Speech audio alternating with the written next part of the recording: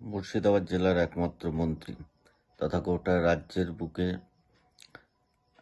সবথেকে সৎ, উদার, দানশীল এবং পরোপকারী মন্ত্রী শ্রম প্রতিমন্ত্রী জাকির হোসেনের উপরে দুষ্কৃতী দ্বারা অতর্কিত হামলা এবং তাকে খুনের চেষ্টা, এর তীব্র প্রতিবাদ জানাই, ধিক্কার জানাই জেলা যুব কংগ্রেসের পক্ষ থেকে। এবং আমরা এই আক্রমণের বিরুদ্ধে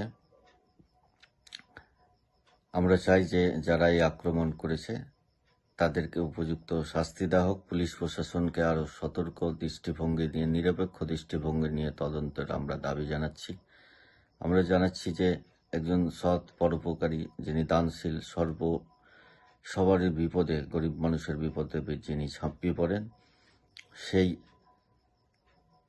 মাননীয় শ্রম প্রতিমন্ত্রী জাকির হোসেনের উপর যে হামলা, যে গ্রেনেড হামলা, তাতে যারা আহত হয়েছেন সবার দ্রুত আরোগ্য কামনা করছি এবং জাকির হোসেন যাতে দ্রুত সুস্থ হয়ে উঠতে পারে তারও কামনা করছি। এবং গোটা রাজ্যের বুকে একজন ভালো